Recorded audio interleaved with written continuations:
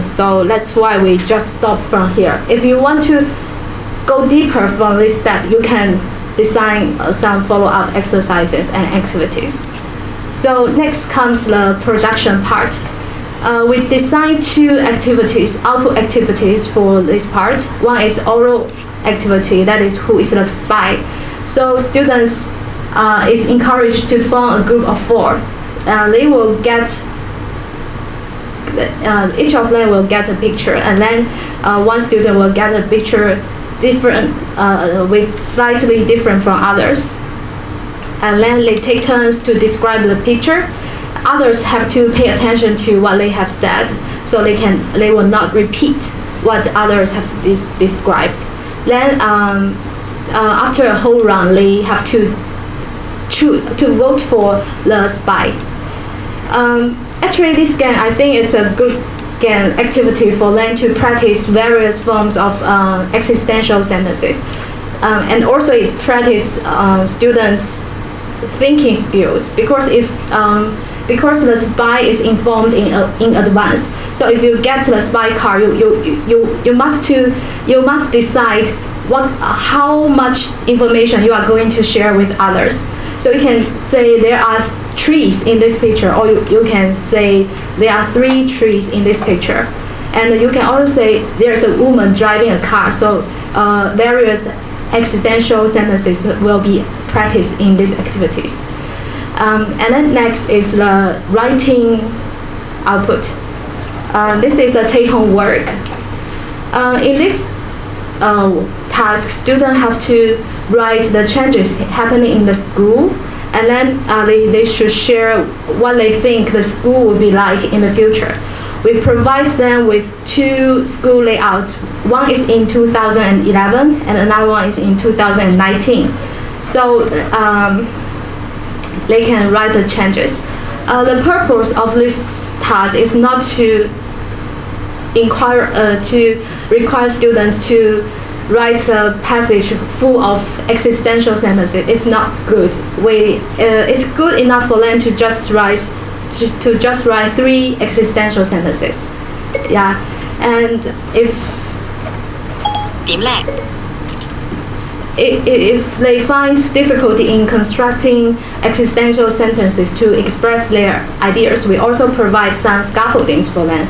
Yeah, they can refer to this material for their writing, and also some vocabulary. Yeah, that's all.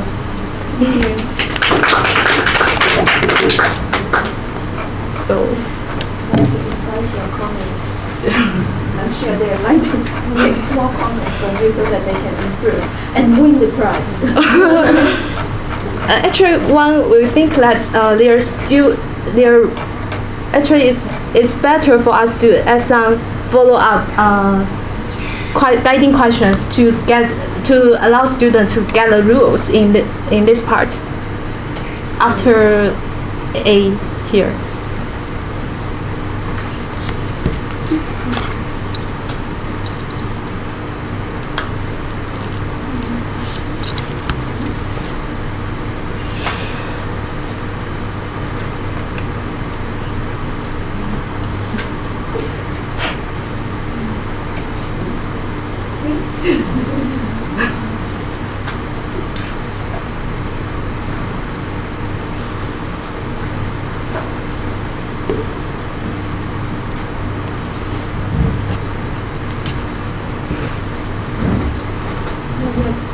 Make use of the corpus data a lot. Yeah, a lot. She searched a lot. Yeah, and also Spend a lot of time. Yeah, you have got a follow-up activity, the production stage, by talking about the school in the past and the school now to show the changes. To me, I think it may be more interesting to the students if you add one more, that is their dream school in the future. Dream school. So if they talk about their dream school, then they would need to talk about why they think that there should be such a kind of facility or such a room there, so that the language will be more natural. So because many of us like swimming, So it would be good if there is a swimming Oh, pool, yeah. something like that. Oh yes, use it. It's better.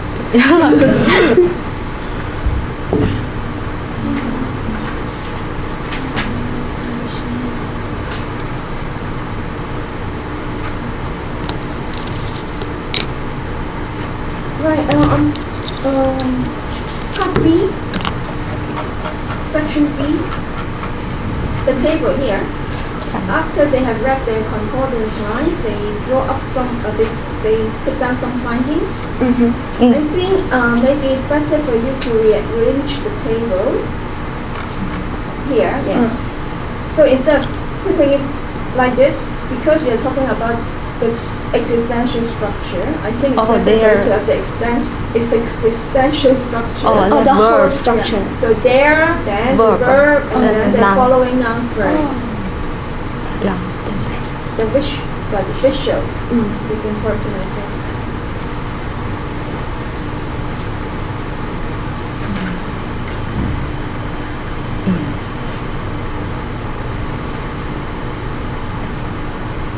And then part D. As you know, this part is difficult. Actually, some of the structures are not because of the existential clause. Like in sentence 10.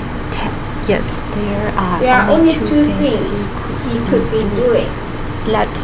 Yeah, this is a relative clause, but it's not. There's nothing to do with the word, the subject there. Actually, it goes with things. Two things that he could be doing. So this sentence will not help the students with the existential structure. Yes. Similarly, number 1, I think. Tangible evidence. This one, the underlined clause is a noun clause, following evidence. So without that, there is little evidence. But now you would like to talk about what the evidence is. Then you have that. So again, it has nothing to do with the existential clause. Right?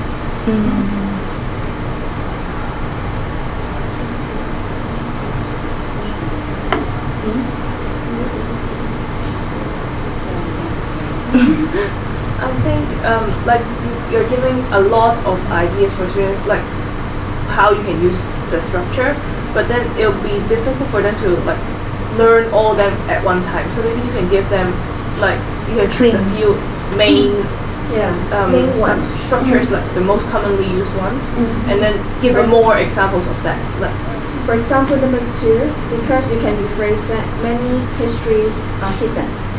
So there are many histories hidden. So this one is relevant, I think.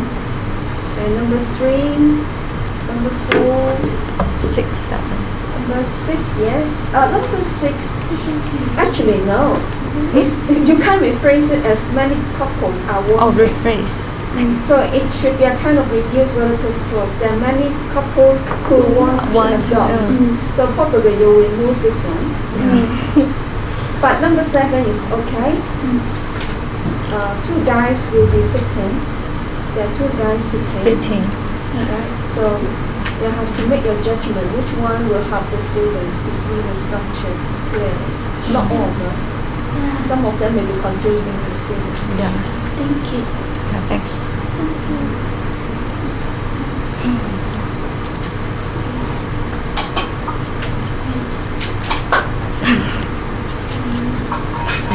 Okay, one more. Part E. Instead of saying true or false, is it better to say right or wrong? Right Or correct or Oh, yeah. okay. Right or wrong. Yes. 7.